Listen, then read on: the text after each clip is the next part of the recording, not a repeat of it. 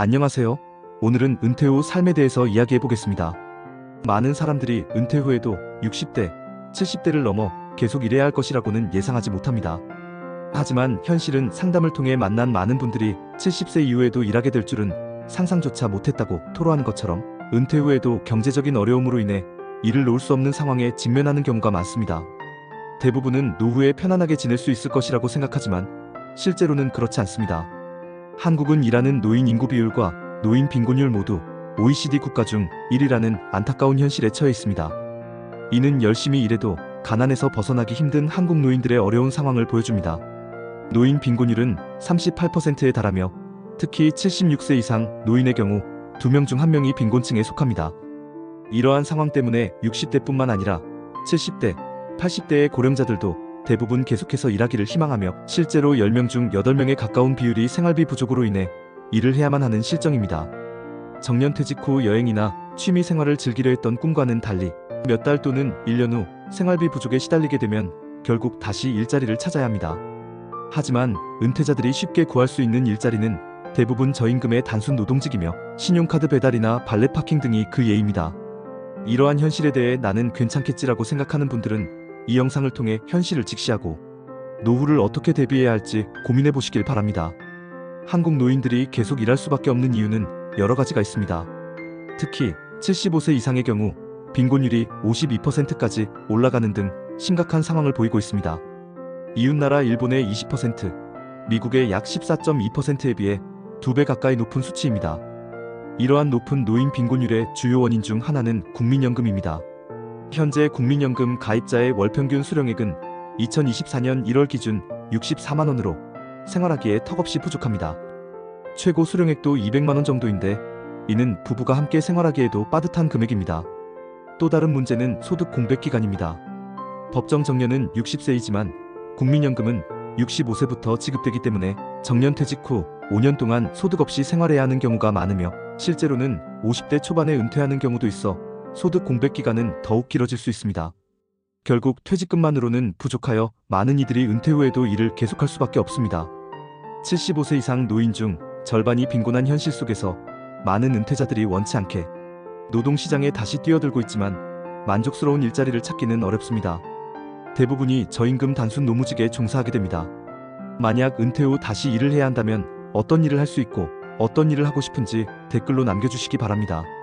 고령화 사회가 심화되면서 노인 일자리 경쟁은 더욱 치열해지고 있으며 저임금 근로자의 절반 이상이 60세 이상입니다. 68세 김 씨의 사례를 보면 명문대 출신으로 외국계 회사에서 높은 연봉을 받았지만 은퇴 후에는 월 200만 원도 안 되는 연금으로 생활에 어려움을 겪고 결국 저임금 아르바이트를 전전하는 현실을 보여줍니다.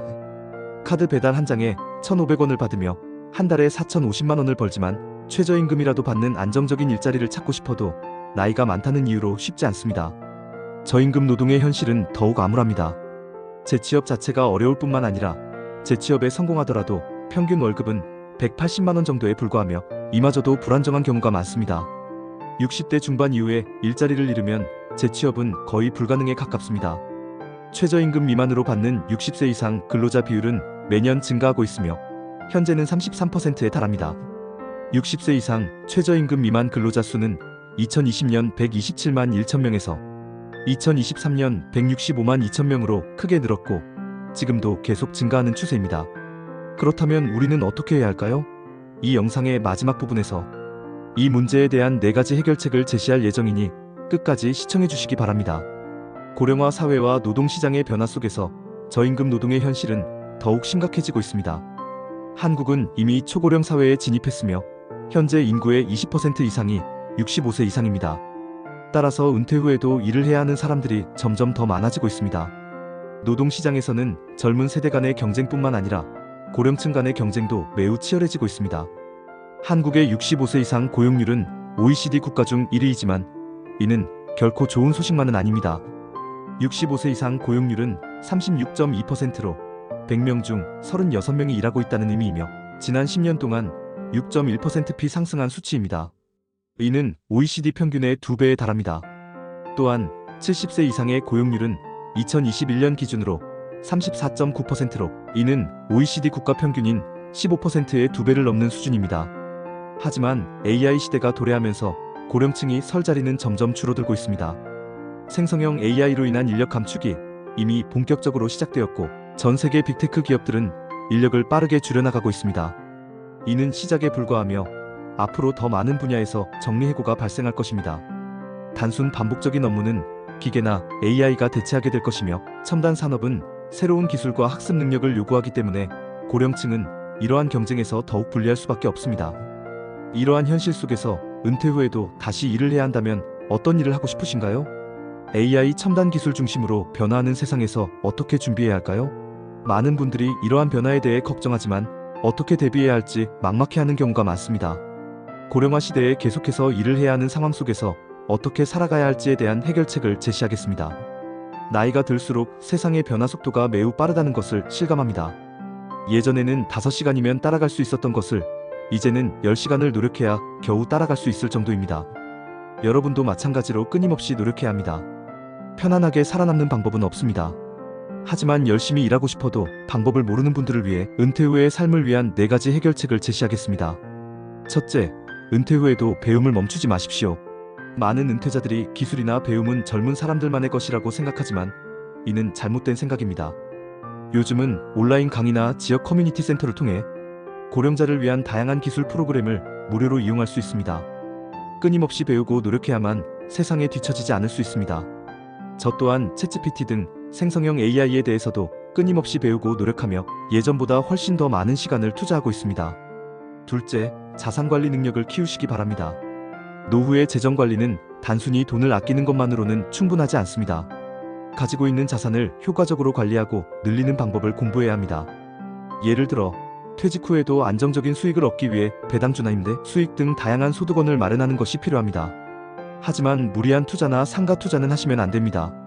물론 처음에는 어렵고 두려울 수 있지만 꾸준히 관심을 가지고 공부하고 실천해 나간다면 자산을 조금씩 늘려갈 수 있습니다. 셋째, 새로운 일자리에 도전하십시오.